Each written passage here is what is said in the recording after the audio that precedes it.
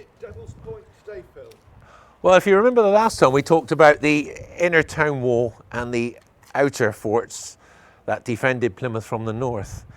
The original fortifications of Plymouth were all along the foreshore, and this blockhouse, made of granite and limestone, is one of the better examples of what these blockhouses looked like. These blockhouses were built in the late 1530s under the reign of Henry VIII and under his orders.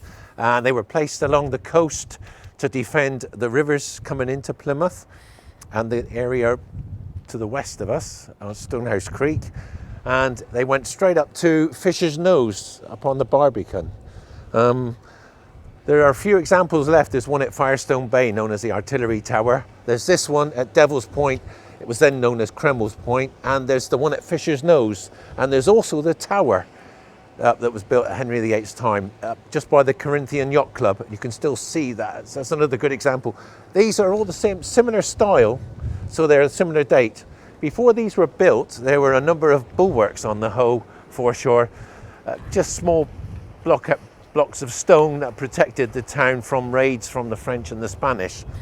Totally inadequate at the time. But these, at the time of the Civil War, these went out of use. Not completely out of use, but the threat to Plymouth came from the landward side. So most of these, there was a few guards around here, a few guns. Most of the guns were taken from these foreshore of Plymouth up the hill to the outer forts and placed in those earthworks that were going up in late 1642. These were hauled up by horse and mule and oxen and people. These forts then were left. There was also, at the time of Henry VIII, these forts were also connected by palisades and guns in between them. But they weren't really used in the Civil War because Parliament controlled the Navy. So there was no real sea threat to Plymouth, no blockade of the sea. So Plymouth, the defenders of Plymouth were able to use boats and go out and scour the coast up towards Salcombe, down towards Cornwall. The Royalists here were over at Mernedgecombe. That was the nearest Royalist outpost to Plymouth.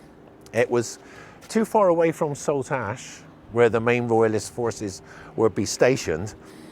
It's nearly 20 miles by land.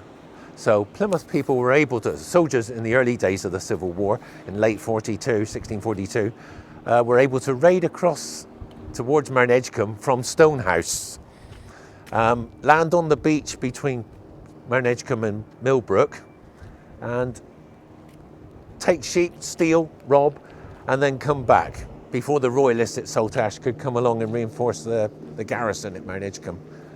Piers Edgecombe, who owned Mernedgecombe House at this time, was a Royalist.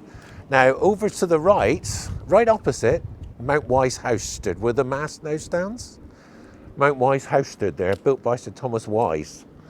Now, in the Civil War, a gun emplacement was put up there, a small fortification thrown up of earth and stone.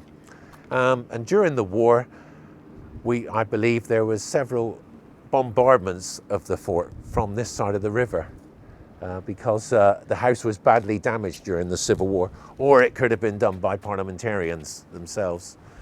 But it was rebuilt supposedly after the Civil War. So we're going to go in a minute towards the other end of the of Plymouth, towards the Fisher's Nose area and the Citadel, and talk about that part of the defences for Plymouth.